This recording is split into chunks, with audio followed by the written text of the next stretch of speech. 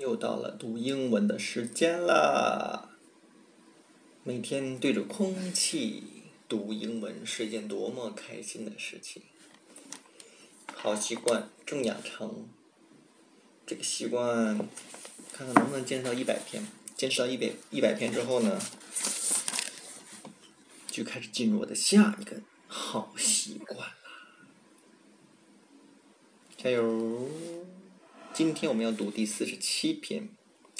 今天是38妇女节，祝所有的妇女节日快乐，也祝我辛苦的老婆节日快乐哟！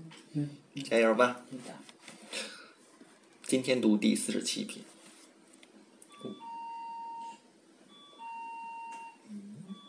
47篇 Why do people keep pets? Nowadays, many people keep pets. Take Britain, for example. There is a pet in nearly every family, and often the family dog or cat has the special chair near the fare, special food and a special place in the hearts of his owners. Yes, most owners are very good to their pets, but some would say too good. Others would say that many pet owners make the mistake of treating their animals as if they were human beings. Why do people treat pets like that? There are various reasons. One reason is that pets are good companion. They keep us feeling happy. A recent theory put forward by psychologists is that pets are very good for us. In this unit, you will hear Dr. Blake and 2 other people talking about the reasons why people keep pets and the pleasures and problems of keeping pets. Dr. Blake is the psychologist. He says that apart from offering us companionship, pets invite us to love and be loved. The basic meaning of pet is an animal we keep for emotional rather than economic reasons. A pet animal is kept as a companion, and we all need companions to keep us feeling happy. But pets offer us more than mere companionship. They invite us to love and be loved. Many owners feel their pets understand them, for animals are quick to sense anger and sorrow. Often a cat or dog can comfort us at times when human words don't help.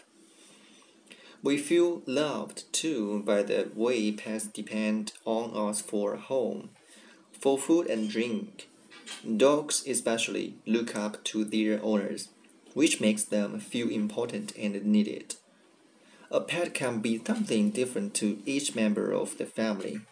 Another baby to the mother, a sister or brother to an only child, a grandchild to be elderly, but for all of us pets provide pleasure and companionship.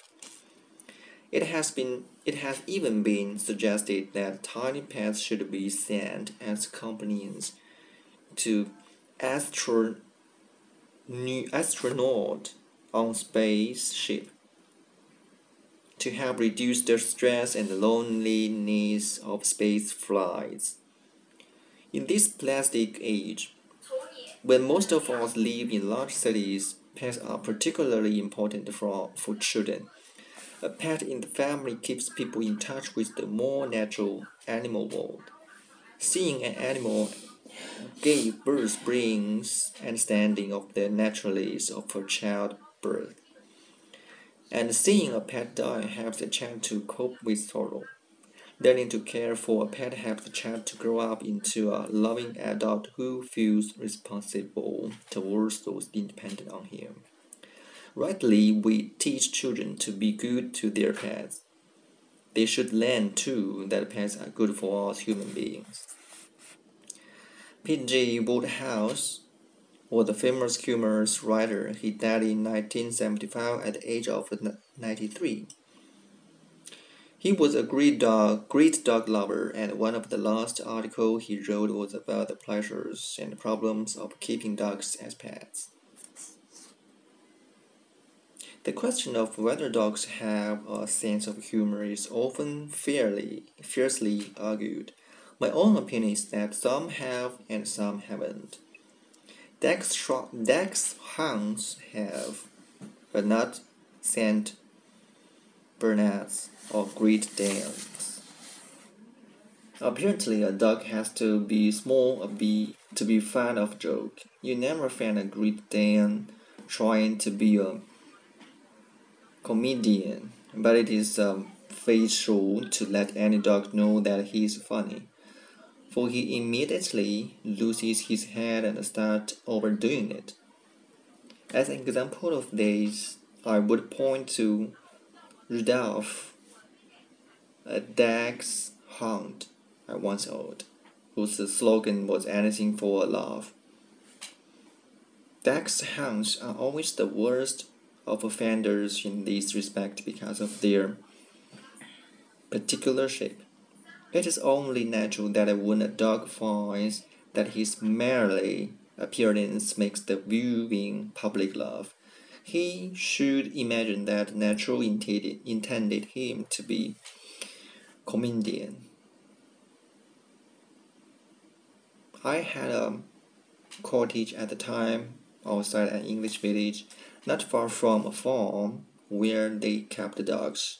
And one day the farmer called on me to say his dogs were disappearing, and suspicion had fallen on my Rudolph. Why? I asked, and he said because mine was the only dog in the neighborhood except his own Touncer, and the Touncer had been so carefully trained that he would not touch a dog if you brought it to him with orange sauce over it. I was very annoyed. I said he only had to gaze into Rudolph's truthful brown eyes to see how baseless were his suspicions. Had he not, I asked, heard of foxes? How much more likely that a fox was bad guy in the story. He was beginning to look doubtful and seemed about to make an apology when Rudolph, who had been listening with the greatest interest and at a certain point had left the room, came trotting in with a dog in his mouth. Yes, dachshunds overplay their sense of humor, and I suppose other dogs have their faults, but they seem unimportant compared with their virtue.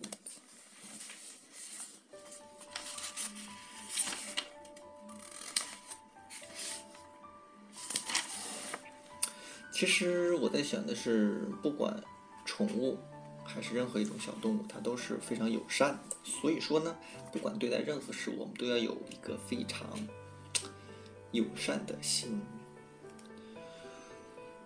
已经是第47篇了，不知道这个好习惯算不算已经开始养成了？每天都会抽出一定的时间去读。虽然在整体的这么一个情况，觉得自己在口语朗读方面有了一定提高，剩下的可能还是怎么说呢？还有很大的提高空间吧，还得继续加油，还每天都有很多的事情，希望抽出更多的时间去朗读、去阅读，为的就是多提高自己。加油，加油，加油！